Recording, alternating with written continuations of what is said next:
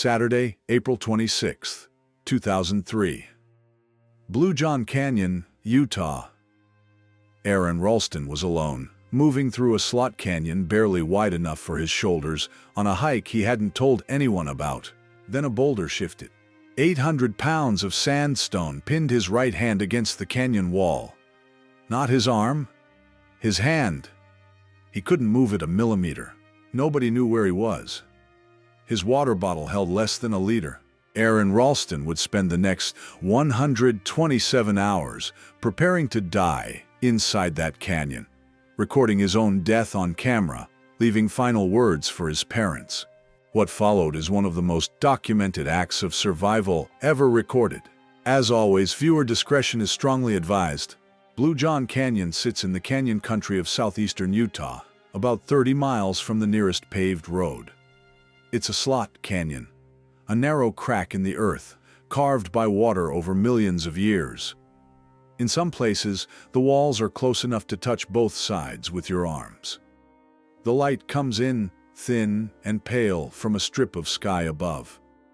Sound doesn't carry out. It is not a dangerous place, by most standards. Experienced hikers move through it every season without incident. Aron Ralston was 27 years old. He had grown up in Ohio, studied mechanical engineering at Carnegie Mellon, and then, at a point in his career when most of his colleagues were settling into comfortable salaries, quit his engineering job at Intel to move to Aspen, Colorado, and work at a sporting goods store so he could spend more time in the mountains. He was the kind of person who kept a list. Not a bucket list in the casual sense. A formal, numbered record of every 14,000-foot peak in Colorado. There are 59 of them. By April 2003, he had climbed 49 solo in winter conditions. He was methodical, technically skilled, and comfortable alone in wilderness, in a way most people simply are not. He was also, by his own later admission, careless about one specific thing. He rarely told people where he was going. On the morning of April the 26th, he drove to the trailhead alone, left no note, and told no one his route. He planned to bike to the canyon entrance, hike through, and be back at his car by evening. A simple day out. He was about an hour into Blue John Canyon when he squeezed through a narrow passage and placed his hand on a chalkstone, a boulder wedged between the walls, to lower himself down. The boulder had been stable, probably for years. It moved. The boulder didn't crush his hand. That's the first thing to understand. It pinned it, trapping his right hand flat against the canyon wall, with the full weight of an 800-pound sandstone rock pressing from above. He could feel his fingers. He could feel everything. For the first hour he worked methodically.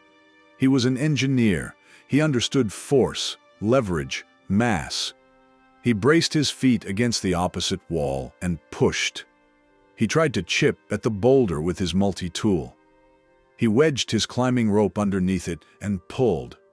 The boulder did not move. It had not moved in decades. It would not move for him. What he didn't realize yet was that he was already on a countdown he couldn't see. He had 600 milliliters of water, less than a standard water bottle.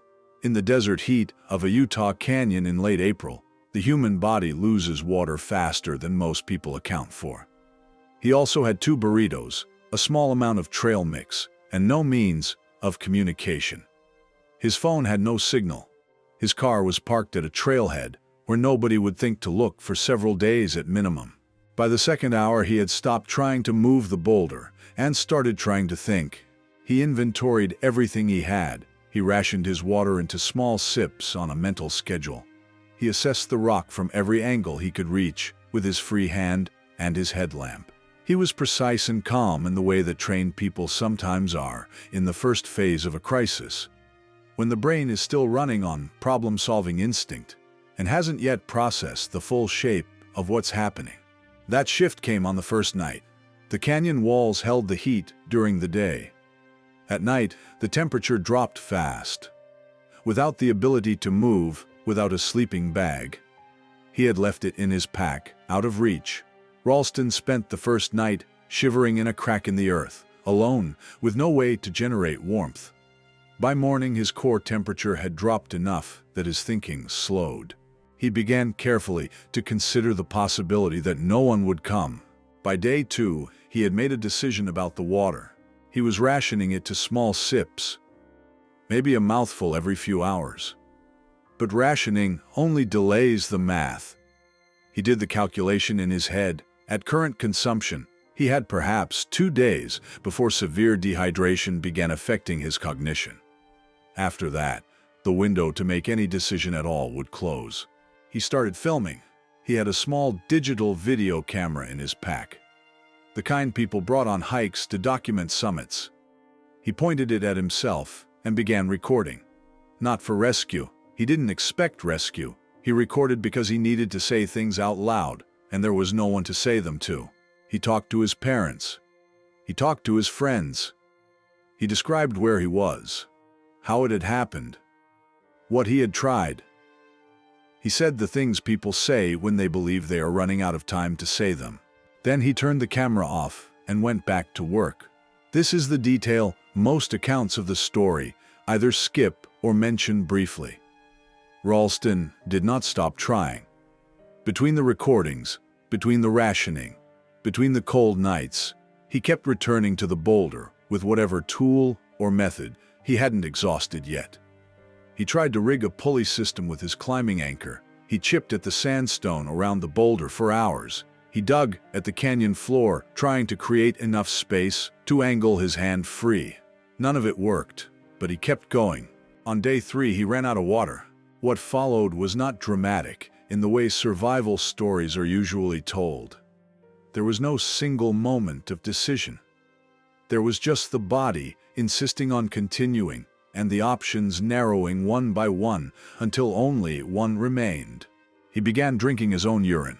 He had a camelback, a hydration bladder, that he used as a container. He thought, with the clarity that desperation sometimes produces, that it was the worst thing that had happened to him. By day 5, he no longer thought about it at all. It had simply become part of the schedule. Collect, ration, continue. The human capacity to normalize the unthinkable in the presence of sufficient pressure is not a story about strength. It is a story about what the brain quietly does when the alternative is stopping. Aron Ralston had not stopped, but on the morning of day 5, something changed. Not in the canyon, but in him. On the morning of day 5, Ralston picked up his multi-tool and pressed the blade against his forearm.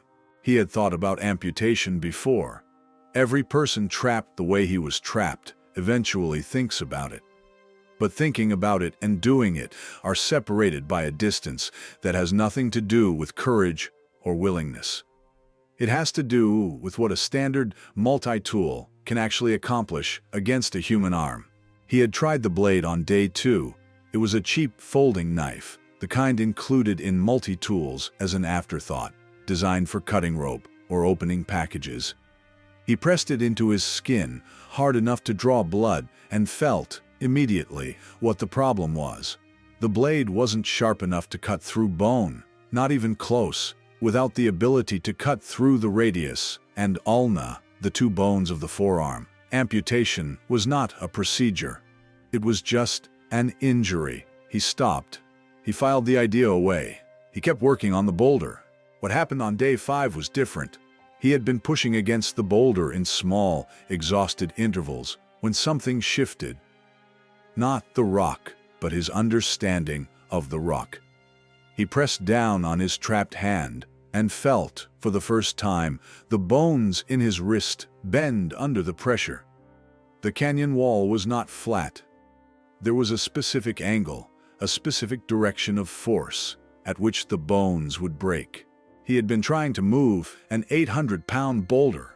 He had not considered using the boulder against itself. Ralston had a choice. He could wait for rescue that had not come in 5 days and showed no signs of coming, with no water left and his body beginning to shut down. Or he could break his own arm deliberately against the rock that was killing him and attempt an amputation with a tool he already knew was inadequate. He chose the second option. He braced himself, twisted his body at the calculated angle, and pushed down.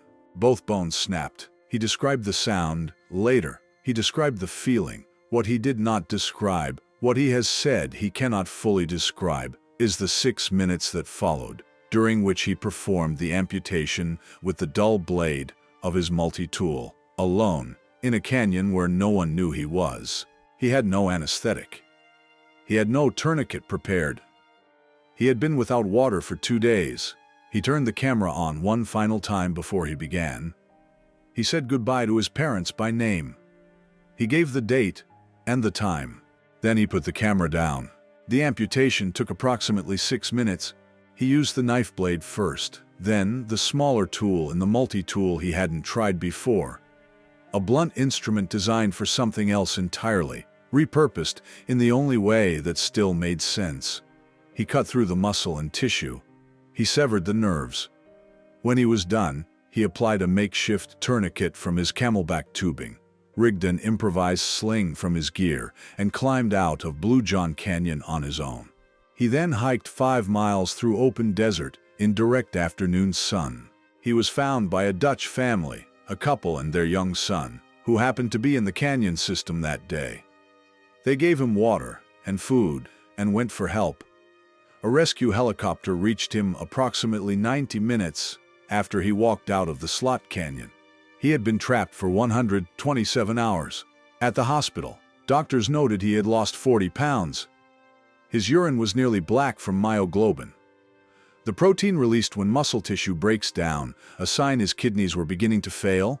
He required multiple surgeries over the following months and was fitted with a prosthetic arm below the right elbow.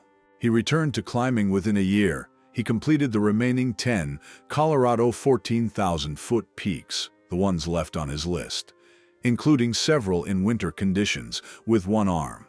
Here is the detail that most tellings of this story either mention briefly or leave out entirely. The video recordings Ralston made inside the canyon were never released publicly. He described their contents in his memoir and in interviews, but the footage itself, the days of recording, the final goodbye to his parents, remains private.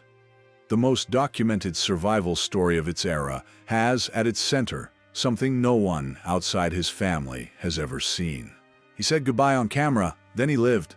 What the official version of this story calls a survival story is, in its details, something closer to a reckoning. With solitude, with the body's limits, with the specific cruelty of having time to think. Most people who face sudden death do not have 127 hours to sit with it.